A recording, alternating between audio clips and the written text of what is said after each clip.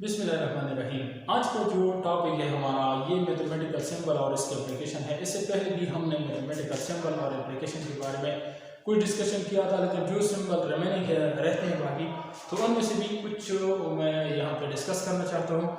और इन सीट्स ये जो सिंबल्स है इसका रिलेशन ज़्यादातर सीट से है, ठीक है, सेट। तो ये क्या है, mathematical symbols and application. Mathematical symbol जो है वो कौन कौन से हैं और इसके इस्तेमाल की है। तो सबसे पहले जो मैं देखूँ नंबर 1, इस सिंबल को कहते हैं यूनियन, ठीक है, नाम से क्लियर है, यूनियन इत्तेफाक को कहा जाता है।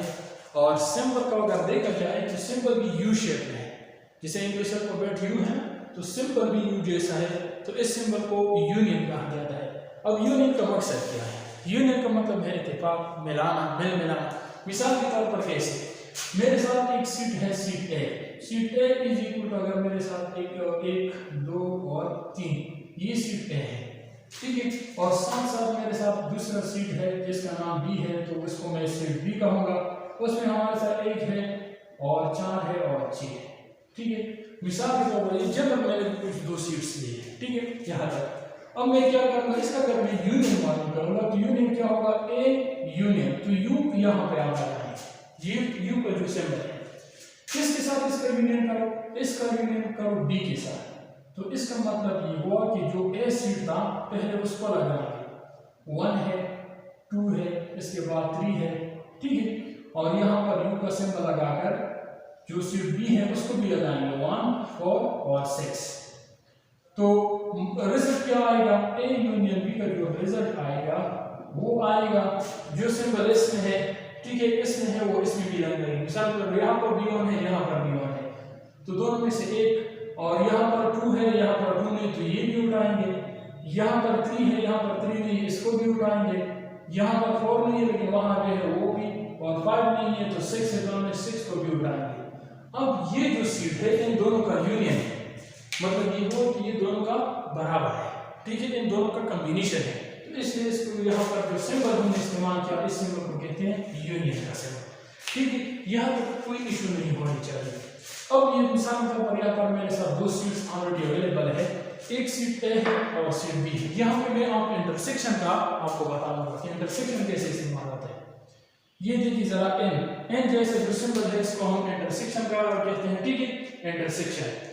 अब मिसाल के तौर पर यहाँ पर मेरे साथ एक सीट है, set A is equal to 1 2 3, set B हमारे साथ है 1 4 और 6। इसका इंटरसेक्शन कैसे मालूम करें?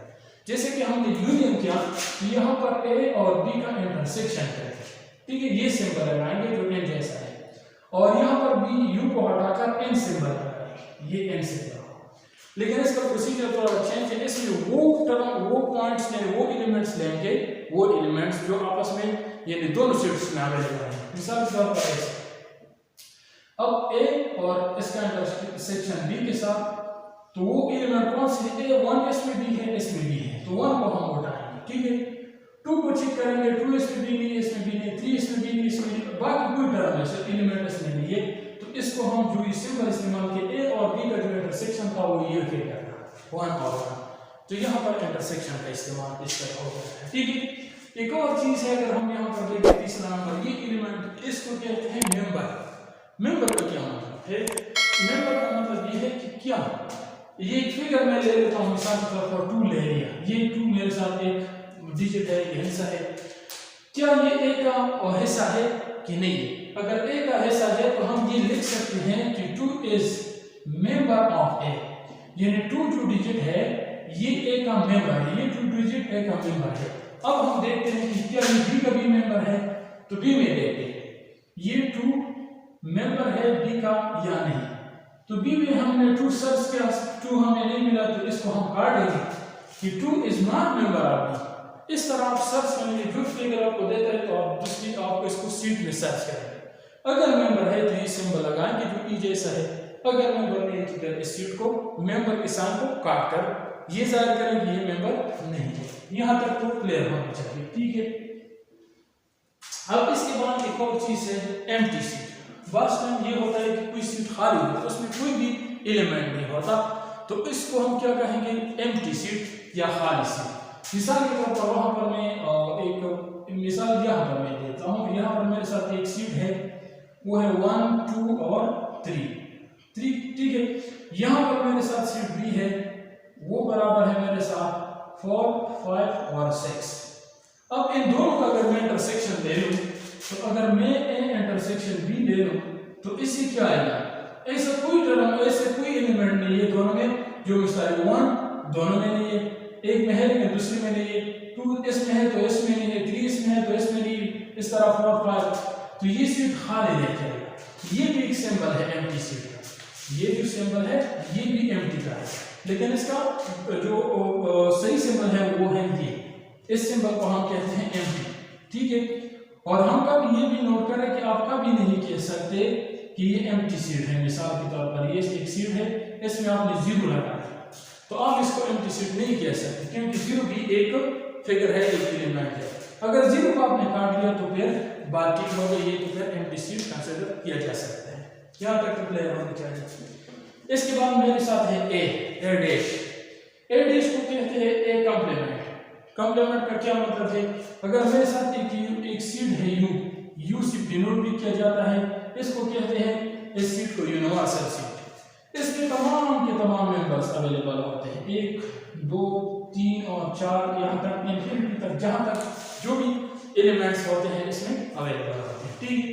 अगर एक सीट है मेरे साथ ए, मिसाल के तौर पर मैंने ये सीट ले लिया ए, अगर मैं इस यू सीट से ए सीट को माइनस करूं तो फिर जो रिजल्ट आ जाता है ए का, जो रिजल्ट आता है तो उसको ए कॉम्प्लीमेंट कहा जाता है। मिसाल के तौर पर ये कि मेरे साथ एक सीट है ए को तो मैंने ले लिया 1 और 2, सिंपल सा सीट ले लिया।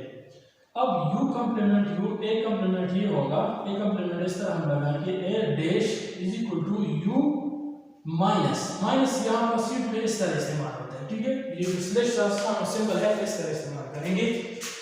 तो u जो सीट है आपके साथ, अगर u सीट को आप देखिए 0 से स्टार्ट होता है इंफिनिटी तक 2 3, और इससे आप माइनस करें सीट ए आपके साथ 1 2 और ज्यादा 1 2 तक है।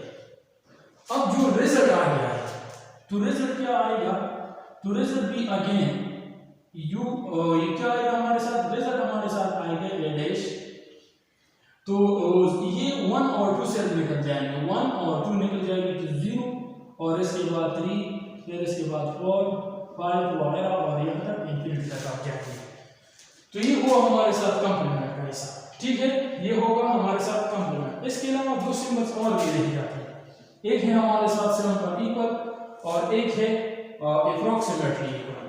इक्वल क्या होता है, इक्वल ये होता है कि अगर मिसाल के तौर पर मेरे साथ एक फिगर है और एक सीट है, set A is equal to मैंने 1 और 2, ठीक है। सीट बी को मैंने लिख लिया, set B is equal to 1 और 2। अब सीट ए और सीट बी आपस में इक्वल है तो हम इसको कह सकते हैं कि set A is equal to set B, ये सीट ए और बी का इक्वल होगा।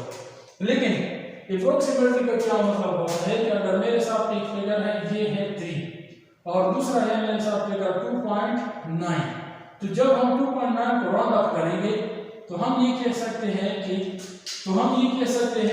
3 अप्रोक्सीमेटली इक्वल टू 2.9।